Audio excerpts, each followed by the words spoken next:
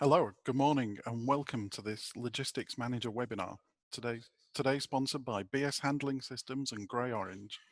I'm Chris Walton, your host and editor of Logistics Manager. Our webinar today is entitled Omnichannel Fulfilment in the Age of Immediacy. Nobody could have predicted COVID-19, and now it's a shock to the system that is impacting fulfillment operations from end to end. In this webinar, you will learn how to achieve faster fulfillment with higher levels of accuracy while lowering costs, how to create a successful omnichannel strategy, and case studies from home improvement and e-commerce sectors. And to help us this morning, we're joined by two superb speakers. Firstly, we have Robert Brandsmith. Robert is Managing Director at BS Handling and has over BS Handling Systems and has over 20 years of engineering experience. In 2009, Robert set up Leicester-based BS Handling Systems as a logistics company supplying modern conveyor, warehouse and storage solutions. Today, BS Handling Systems offers complete turnkey project management, including design, supply and installation, as well as servicing and maintenance. This is a company focused on producing innovative and balanced solutions for tomorrow's warehouse. I'm also joined today by Varundev Solanki. Varun is a solutions manager at Grey Orange and is an expert in AMR-based product engineering and solution design in logistics.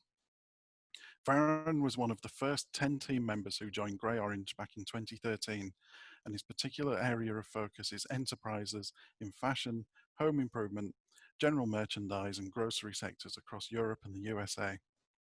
And most importantly of all this morning, this webinar is interactive, and Robert and Varun are here to field your questions when it comes to omnichannel fulfillment.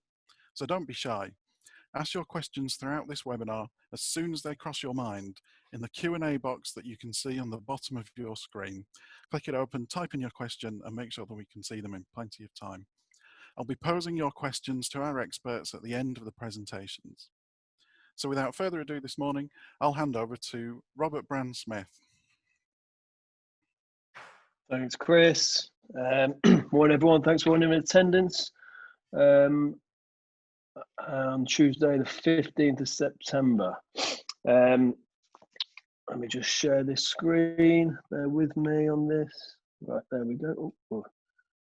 And for some reason, we've started. That's a good start. Okay. Right, thanks, guys. So Varun will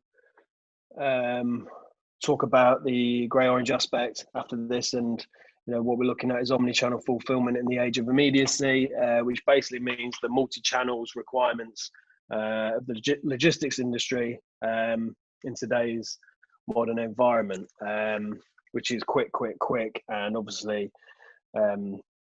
making sure the client gets what they need. The home, they get what they need when they order online or in retail. And what we're looking at, as Chris said, we've been looking at a balanced warehouse using innovative products. As Chris said, we set the company up in 2009. I set it up after being a site engineer myself for 10 years, installing many different systems. And what I noticed was the big integrators, and this is what the company's modeled on, the big German or Austrian integrators, like the Schaefers, the Knapps, the PSBs. They provide a service where they do a full turnkey project. And then they bring in other companies with specialities like Grey Orange in order to fulfill the contract. We've been very blessed that we can service our clients with simple racking moves for a day, or multi-million pound turnkey automation projects with sorters, etc. So yes, okay. So today, as we know, the requirements for the online landscape are demanding, and even the most prepared companies have to plan specifically for different scenarios, specifically Black Friday, but obviously with the buzzwords, it's very topical, Brexit at the minute. I don't want to go too much into that because we're not political here. And then obviously COVID has really changed the scenario on what's required. With productivity, process, efficiency, speed of delivery influencing growth, profit margins, and most importantly, customer satisfaction. Very demanding. I know I'm demanding as a client when I order online. So yeah, for us as a business, I'm blessed with a great team around us, and in the last couple of years, certainly the last 6 months, we've been busier than ever, and that's because we have a number of clients who are online, and they're making plans now and have been in order to combat the potential issues with labour with Brexit, and also again with COVID. It's a game changing scenario, which, as we know, we've seen a lot of people fall by the wayside because they don't plan on the omni-channel fulfilment. I don't want to mention names, but we all know the big casualties who have gone into receivership over the few years. The ones that plan, we know what Amazon are like, the Amazon effect. It really is. It's a succinct planning from the ground level up. From the ground level of the simple manual systems right up until the robotics automation. So for us as a company, what we look at doing is working with our clients to create that balance so that they're flexible, so they can implement new systems, and also really utilize what they've got as well there. Automation is clearly a major factor, but it's not the be all and end all, because the process has to be able to manage growth, fast growth as well. So I'm just going to go into the slides, and the slides are of some of the projects we've had the grace of being able to deliver to our trusted clients over the years. So here, we start off with a simple, the main photo is a garment system. It's a manual picking system, just simple garment racking. And this is for a client who has a worldwide network of stores throughout the UK, but also worldwide. And when they implemented this a few years ago, this was to manage both the retail fulfillment, but also the online capacities as well. So they had the both. And obviously you can literally see someone with a shopping trolley there in the bottom, it's because they do the manual aspects. And then on top left, we have pallet racking, the standard pallet storage on a fork truck. The middle top photo is a simple manual long span system and a garment racking. And then we have a high density long span storage system. So, they're the nuts and bolts of a warehouse, and then as a client's demand and their growth goes on and they need more space, obviously we go into this more e-commerce requires more balance and storage, and obviously it needs to go up, and then we get this particular one with the yellow floor. It's a great picture. That is for a multi-tier mezzanine. Okay, so a multi-tier mezzanine, it adds storage capacity, and obviously as clients need the end user or the people ordering, they need more. We need more dense storage. So that's what the mezzanine does. And obviously on the ground level, it's the capacity for the goods in on this occasion. And then the top left, we have goods lifts, simple process to take trolleys up and down from picking, and then also to replenish stock with pallets. Goods lift is always a good option. And then in the middle photo, that's a high density long span storage system, which is managed with a man rider fork truck. Again, that's for high density, relatively slow moving materials, but again, they have quick access to it. And then on the top right, we have a garment hanging system, and that's got a slick track picking system. Again, it's manual, but again, it means we're just stepping up the movement and the quickness, because the operatives can push maybe 20, 30 garments around, depending on the weight of the garments. I believe some clients may in fact push more around, but that's obviously against our advice there. Then again, here we go. See, rather than use the goods lifts, we implemented, so that mezzanine implemented a garment conveyor system. Again, that means multiple garments can go up and down without having to utilize the labor aspect, mean that the operatives can be centered on picking and replenishment. And then obviously, we have another mezzanine added in, and that obviously, again, that's just providing more fluidity. Again, there's another shot from the left. And the top middle is the top of that garment system. Top right is a pallet conveyor system on another. It's a wood processing plant. Again, taking out the wrapping aspect. That's got a robot actually in there to help assist the wrapping of the pallet. Again, we're just taking out the requirement for the manual labor. Okay, And then on the next one, this is probably one of my favorite slides actually. On to slide 3 here, just let me get my paperwork.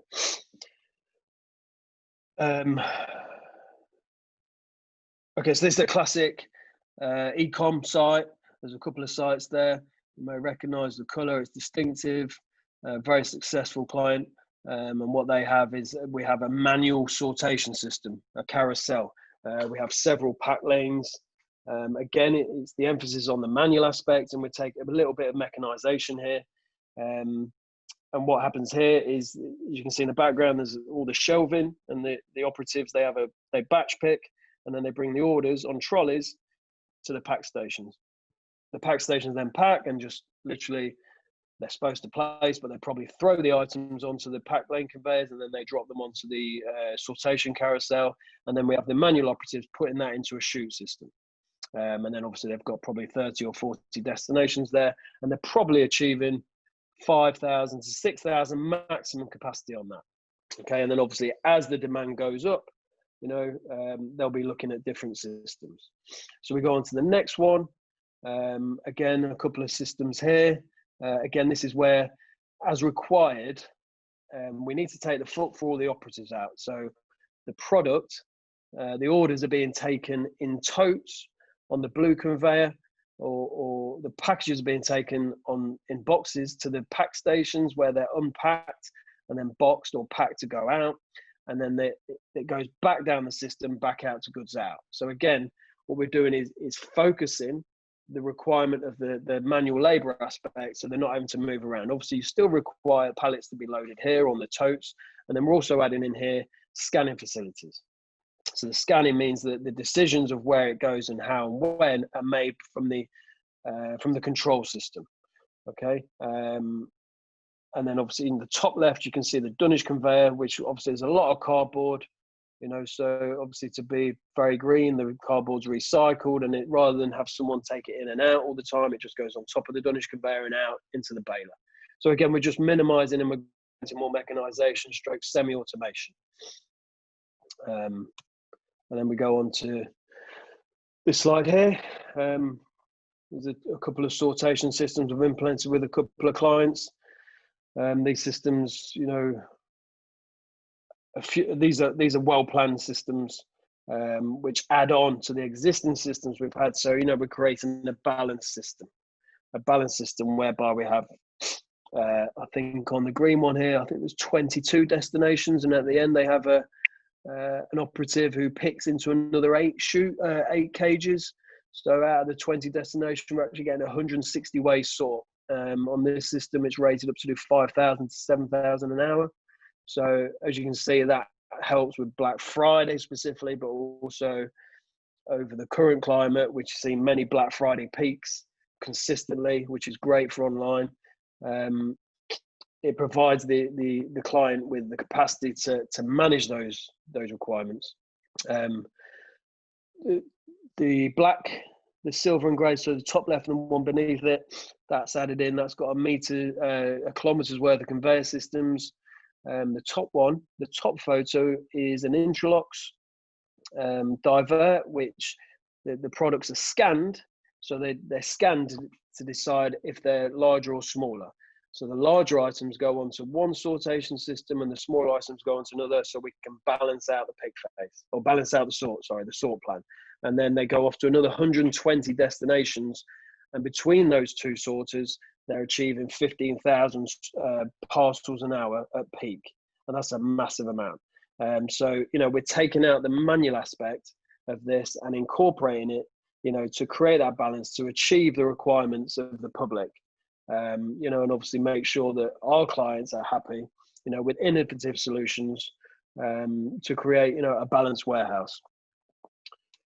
And then we move on to to the systems that, with the COVID situation and the Brexit potentially, that, we're talking to a lot of people at the moment about adding in to these systems we spoke about, adding in a level of automation where in reality, the labor aspect is almost completely removed, not completely removed, but almost completely to attain high level throughputs, high level pick zones, but relying on AI and the robots to do the work.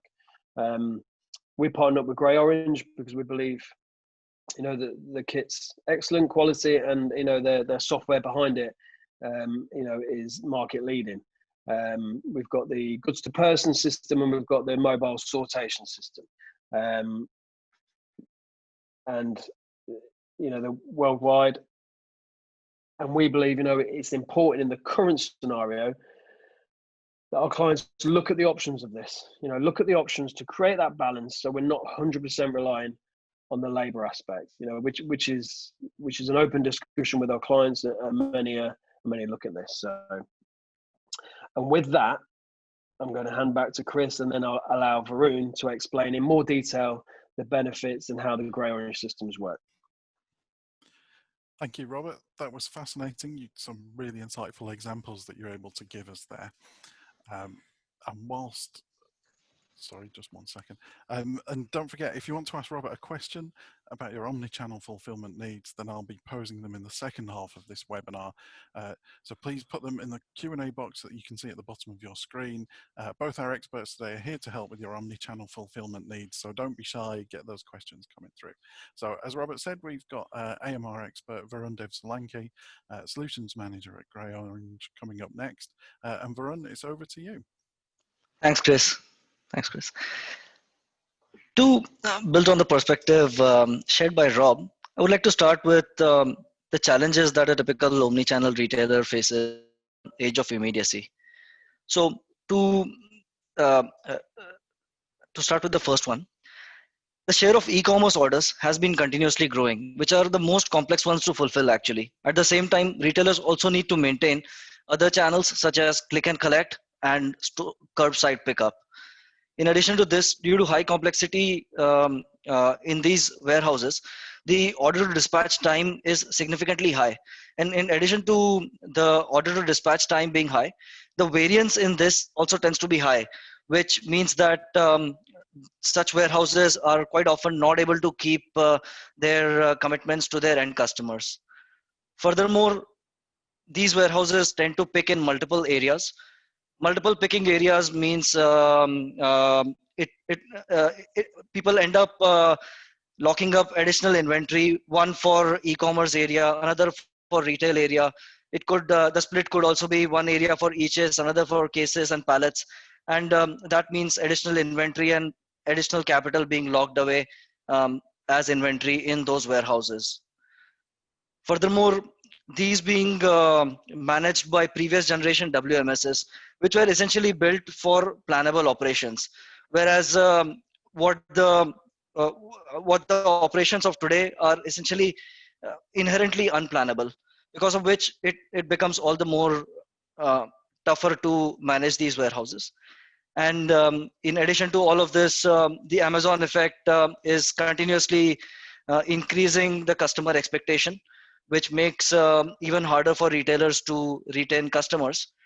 And of course, the current environment and the COVID crisis, which has increased the uncertainty in retail store fulfillment operations, is additional sources of pain for retail operators. So, of course, no one believes that retail stores will completely go away. However, what we have done so far is we have super optimized our supply chains. But what has happened is we have missed out on flexibility in this run. So to start with a comparison, in order to solve these challenges, so far we have been using approaches developed in the 80s and 90s, and we have been trying to apply these to modern challenges. Now, both of these cars would serve the purpose. They will get you from point A to point B, but they're designed from completely different approaches. On one side is something which has been fine-tuned over almost a century with the know-how which has been curated from generation to generation. On the other side, we have something which is designed from scratch for today's world. If we were to draw parallels in the warehousing world, on one side we have automation systems which run using PLC-based ladder programming, whereas on the other side we have IoT-based machine learning automation systems, which would continuously adapt to changing performances. So explaining what Grey Orange's approach is to solve these challenges. Uh, Grey Orange looks at it from an end-to-end perspective, from inbound to outbound. We envision to incorporate mobile robots into all of these so that we can solve these challenges in a flexible manner. For us, it starts with having Ranger robots, which act as the muscle of the automation system. These give inputs to the brain of the automation system, being gray matter, which is all encompassing in all processes.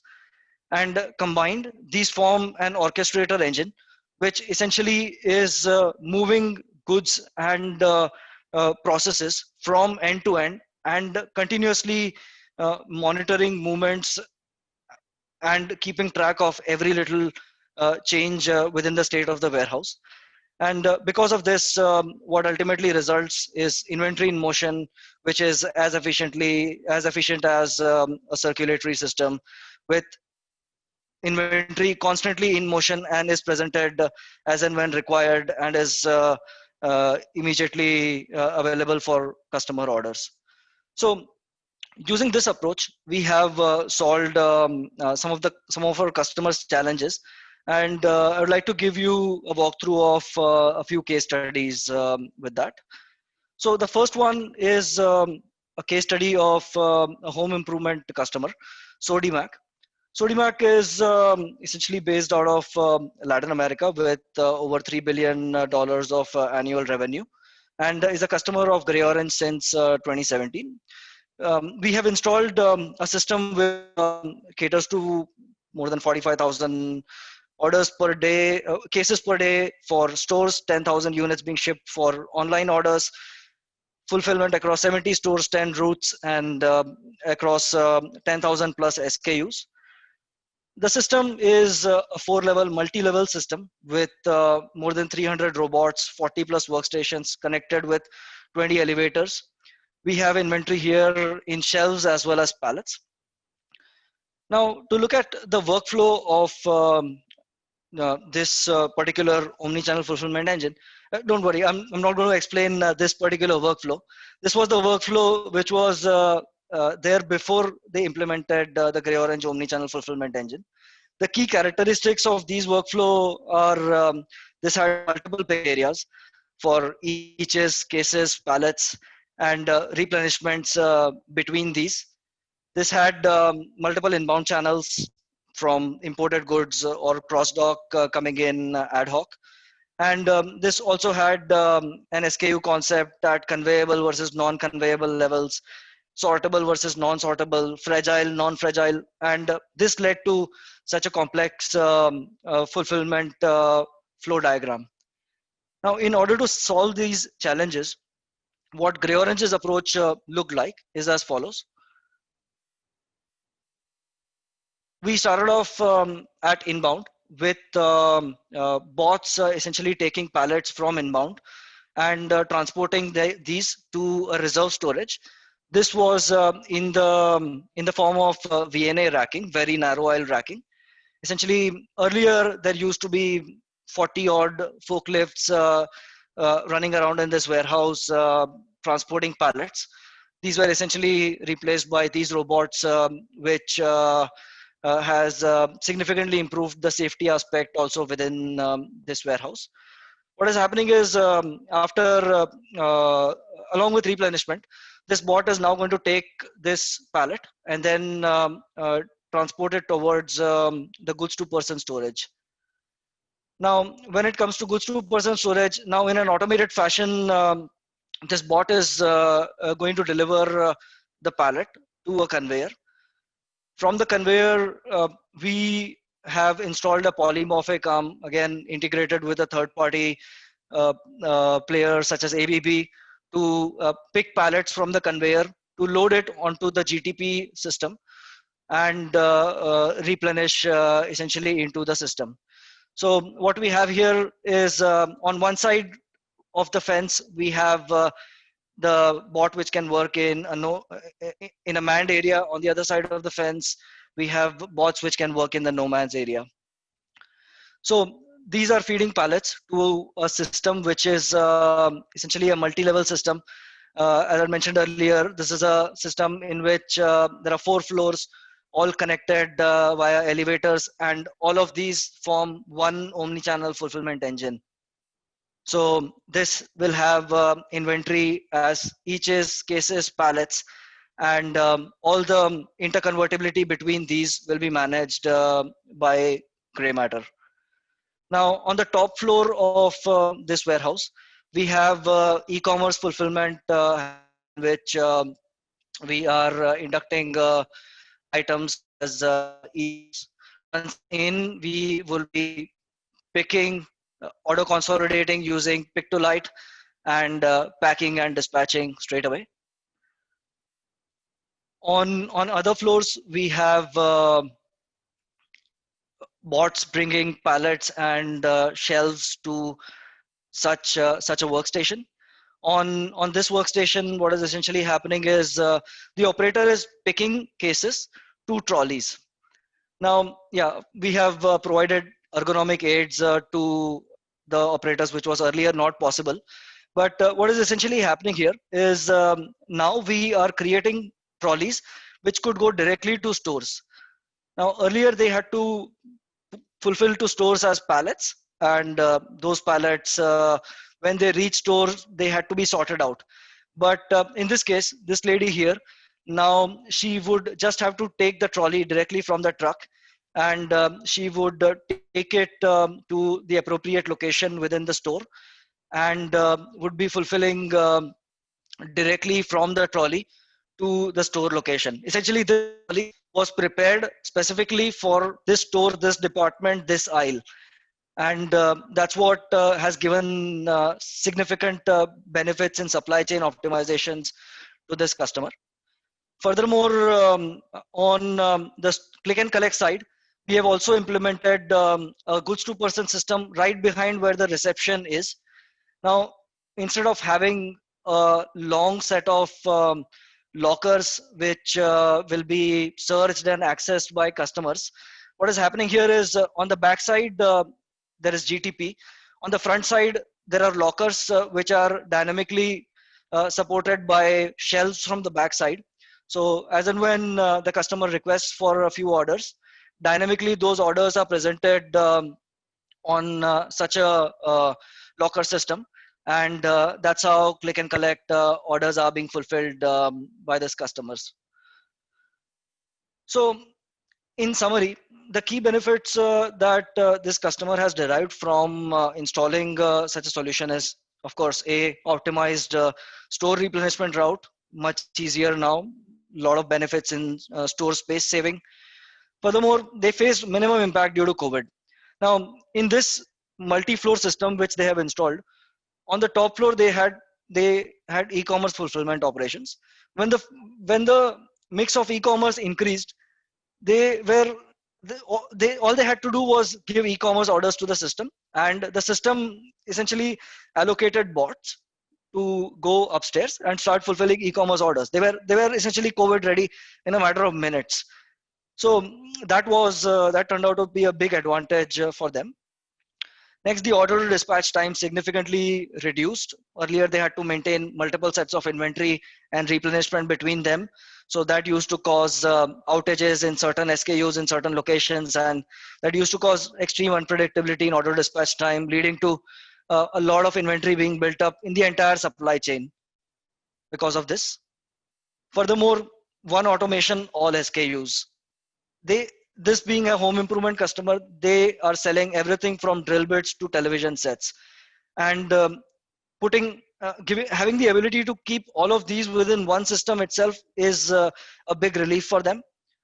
Furthermore, they have got one inventory view, be it e-commerce, retail, minimum capital being locked away in inventory, and last but not the least, good return on investment. This is in Chile, in geographies with higher labor costs, the return on investment could even be better.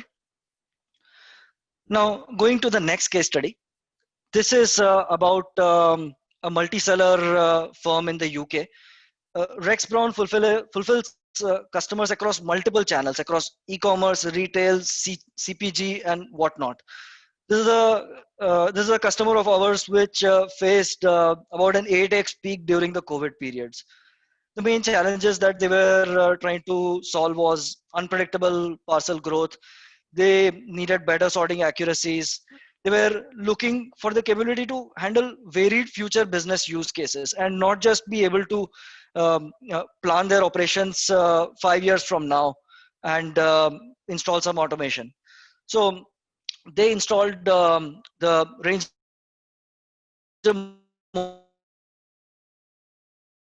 mobile sort. This is essentially a set of conveyor trays on top of mobile robots, which are dynamically sorting parcels across multiple locations. With by installing this, what they gained was they gained an optimized system layout. They had to work in a constrained space in their existing facility, so that went quite well for them. They significantly reduced sorting errors at the same time, meeting shipment SLAs with reduction in manpower. Furthermore, they were able to implement this really fast within a matter of 3 to 4 months. And with this, they gain the ability to relocate as well. And the biggest benefit they gain is they have the possibility to not plan for long term. They do not know which of their business channels is going to grow and what specific automation should they install for that. So that definitely helps them here a lot. And of course, since they don't have to plan 5 or 7 years in advance, they were able to start with much lower capital investment and grow as they need be. So these were just two examples of our customer bases. Grey Orange has multiple installations across the globe. It has Grey Orange has more than 3,000 plus robots already deployed and 1,000 plus under deployment right now. It has 600 employees with more than half of the workforce in R&D, 16 patents granted, and 200 plus additional patents filed. So with all of these use cases and because of all of these customers, Grey Orange has been able to gain the leadership position in fulfillment operations in machine learning and AI powered robotics. And this is a research from CB Insights, which indicates that. And yes, Grey Orange is the only AMR provider which has 500 plus bot site working outside Amazon. So that's about it from my side. Over to Chris for taking it further. Excellent. Thank you very much for on that. Was absolutely fascinating. Completely blew my mind about how processes are changing in the omnichannel environment. So just before we get stuck into the questions that have been coming in, and I would encourage people to get those questions in now as we move into the Q&A part of the presentation of the webinar. Let me take this opportunity to remind you that this webinar is available on demand on logisticsmanager.com from this afternoon.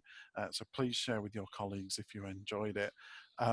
In terms of one of the questions that's come in, this is for you, Varun, is you mentioned two customer examples there, Sodimac and Rex Brown. Were they brownfield or greenfield projects? Yes, in fact, these were both brownfield projects. We had to closely work with our customers and appropriately phase out the implementation so that we are able to implement without disturbing existing operations. Excellent. And a question for both of you then as well is that as we know, omnichannel's a kind of all-encompassing word that's not just one industry, it's for a multitude of retailers. So for the both of you, what type of retailers are you working with at the moment on creating an environment like this? Rob, you want to go first? Yeah, so for us, it's mainly e-com, online facilities, but that may be clients who still have a retail aspect to their business, but mainly, it's moving toward the Amazon effect, I believe. So yeah, but it's not just that; it's industry as well and production as well. So so the automotive industry as well as food and packing. So, but mainly online for us. Yep, yep, And yep. Varun, for you? Yes. On our side, we are working with fashion omni-channel customers, deploying basically warehouses which can fulfill fashion, retail, and e-commerce. At the same time, quite a few in home improvement, in CPG, general merchandise, as well as automobile spare parts. We already have implemented references in these ones. Excellent. So in terms of those retailers, you mentioned Sodimac there. I had a question coming from Maurice Metzelman asking, have you actually implemented all the technology solutions for Sodimac? Yes. All of these are already implemented systems. Yeah. The videos, they might, the animated videos gave a good overview. That's why we chose them. But all of these are implemented systems. That's all real. Okay. And he also asked what the overall OEE of such a system would be. Yes. So for them, it was around 2.5 years. Typically, when we install such systems, it, it tends to be between 2 to 3 years when we are running operations for 2 to 3 shifts. Okay, that makes sense. One question's come in when you talked, Varun, about the GTP storage element of the implementation. What kind of flooring is required when you're installing a GTP system? Yes. Yeah, that's a good question actually. So GTP systems work. In fact, you take either the GTP system or the mobile ranger sort system. Both of these work on a wide variety of floors. It changes from we have implemented systems on concrete floors, concrete mezzanines, and also on chipboard mezzanines like the ones that Rob had shown. So these systems, they work pretty seamlessly on a very wide variety of store types or floor types. Okay. I think just to add there, Chris, it's what we're seeing now over the last couple of years, and certainly with the mezzanine manufacturers, is they're sort of future-proofing the floors. And it gives the client an option. May cost a little bit more in the first instance, but if you've got a floor in it creates problems. So I think with anything, it's about planning, really. And I think successful companies, that's why they're successful, because they forward think. So yeah. Absolutely. I'm getting quite a few questions. This is for the both of you in terms of project timescales, which I understand is a bit of it depends on the nature of your operation style question. But from kind of conception to completion, how are you talking to customers about project timescales and what kind of what should they expect when it comes to that regard? Well, I'll lead in from our side. So, generally on racking, conveyors, mezzanines, to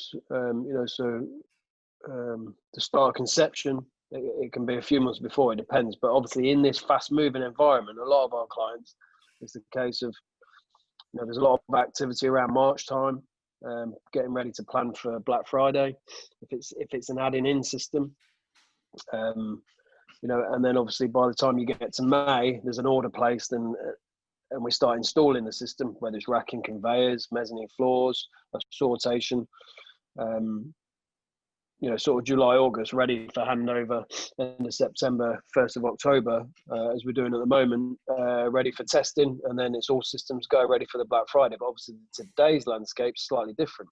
With Varun's kit, what we're finding is, people are thinking, early part of this year, for the large automation and robotic systems, it's not a quick fix. This takes detailed planning, detailed discussion. So we've been working on a few projects which started discussion in January.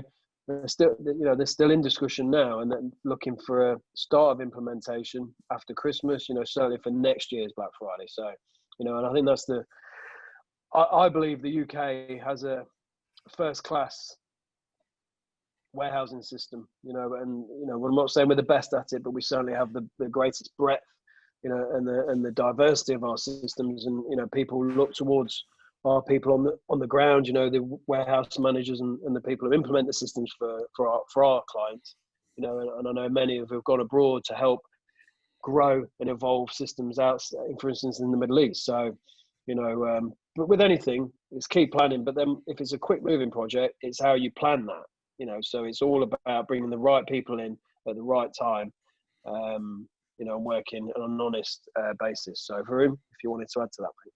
Yep. Essentially. So actually, when we have when we are over the initial discussion phase, and once we know what to implement, typically these automation systems they don't take time to implement, because most of the component, I mean the most complex component, which would be the robot in this case, that remains pretty much standard for us. And because of which quite a few times we are able to also pre-manufacture those. So for a GDP system, it ends up being something like 5 to 8 months, depending on the scale of the project, for deploying it. Whereas for a Ranger mobile sort system, it would end up being somewhere in the range of 3 to 4 months. Absolutely. Another question's come in. Quite a simple question, but maybe not so simple to answer. Is what's the differentiator for grey orange in the market? What do you think makes you stand out? Yeah. So essentially, one of the key differentiators for us is we work with a software first approach, and we have designed our robots to work with the robots. Both of these have been designed together. And that's why we have been able to implement systems which are large. So for people who are serious about it and really want to, let's say, think strategically from a long-term perspective, who would probably want to start small with a 50-100 bot site, but eventually would consider growing to 400 or 1,000 bot site, would need to work with Grey Orange, because we are the only player who can do that right now. And I have a question now that's come in again from, if we go back earlier, Maurice Mettelman was asking about the OEE of such a system that you'd installed for Sodimac. He said that OEE was meant as an overall equipment efficiency measure, so in terms of systems availability, and he's asked if you could go into a little bit more detail about that, please. Yep. So yeah, I actually didn't get the question completely. Is it about ROI or system availability? He says OEE was meant as overall equipment efficiency, so systems availability, and he's asked if you could provide more detail. Yeah. I think so. Just to elaborate on that, I mean, the system availability is yeah. I mean, we promise the industry standard, of course, and we do better than that. But in terms of ROI, they have got by implementing the gray matter orchestration engine, they have got benefits at places, from being COVID ready to being able to replenish store orders on the basis of planogram. At the same time, also implementing a click and collect automation system, which is giving the customers a much better experience, is ultimately giving them an ROI of 2.5 years. Ultimately, it's the return on investment. Absolutely. And just kind of to wrap up, I'll reiterate my call. If there are any more questions, then now is the time to ask them, because we've just got a few minutes left. We've kind of gone through this and not touched on the COVID impacts within the warehouse. So are you both kind of seeing a greater demand for project deployments like this because of the need for social distancing and different shift patterns in warehouses as well? Sorry, Chris, but the first part of that, are we seeing a need for the robots or just general? I mean, as a general rule, I think the social distancing requirement, which again, whatever you think about COVID, I think it's here to stay for a little while. So I think most of our clients, have been really reactive to that and been really forward thinking on it as well, and incorporating so they can still use their systems. You know, I mean, totally aside from this, you know, we've done a lot of work with our clients across the UK of implementing sneeze screens, things around the packing station, so that these systems can still work effectively. And then obviously they're looking at now, obviously since March or even before, there's a cough, sorry, you know, implementing the robots, you know, again, and we go to the balance warehouse, really, you know, and I think tomorrow's warehouse for us personally is a balance with all these systems that I spoke about, and then implementing Varun's, because some people don't have the throughputs to go from A to Z. It has to be an evolution of requirements, but then you'll see a lot of a lot of clients where their volumes have gone up so sharply that they probably need to do this regardless because of the Brexit scenario, which again no one really knows how that's going to happen. But the potentialities, you know, worst case, the labour is going to be an issue. It is now in some areas in the UK, and it has been for a couple of years. So, but yeah, so we're seeing times change from 10 years ago. It's a totally different ball game, and it really is just due to the online platform, you know, and that's not going anywhere because of how companies, you know, you can just order bang bang bang like that, as we're all probably, you know, guilty of. You know, it's like and it's there, sometimes there within 8 hours, and it's phenomenal, really, how it works. You know, I see a lot of these systems. I still don't understand. I don't understand how they get it from 8 hours from up north down south, but it does happen. So, you know, and that's always the thing. Everyone's always looking for the innovative solution, and obviously with the robots, that's going to only add to the benefits of it. So yeah. Sorry, very in short term. Yep, thanks, no worries. So definitely, yes. I mean, Chris, we experiencing the market change quite significantly. I mean, the growth projections which our customers had on e-commerce or omnichannel fulfillment for the next 3 to 5 years, they have been brought to front to today, and they are having to deal with those kind of volumes today. And at the same time, we are also seeing a lot of popping up of innovative solutions like the dark store and fulfillment in smaller facilities closer to stores. What used to be retail stores earlier are now turning out to be small automation facilities for fulfillment to customers, as close as possible to customers, and basically ultimately, yeah, also reducing the carbon footprint and basically improving the service times. Excellent. So I'm afraid that's it for questions. I'm afraid this webinar is now coming to an end. So I hope everyone has enjoyed it. I'd like to thank everybody for watching today and for putting your questions through. That's absolutely fantastic.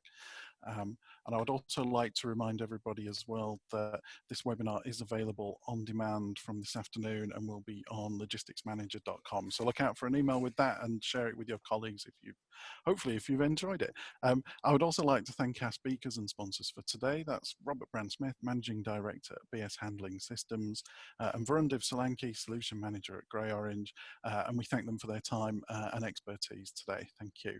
I'd just like to point people to a few things that are coming up. We're just 15 days now from the doors of the Ricoh Arena at Coventry opening for Intralogistics 2020. We've got some 125 of the leading intralogistics and materials handling technology suppliers will be gathering for the only exhibition in the sector this year. They'll be showcasing the very latest cutting edge technology in logistics, and that includes BS Handling on stand 522, so why not pop along and say hello.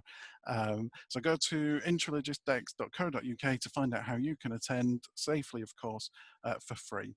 The Ricoh Arena is also home to the Robotics and Automation Exhibition, which is the UK's largest dedicated robotics and automation exhibition, and that takes place on the 3rd and 4th of November this year. This is a 2-day event and is a must-attend for businesses seeking the latest and next-generation robotics and automation technologies, products and services.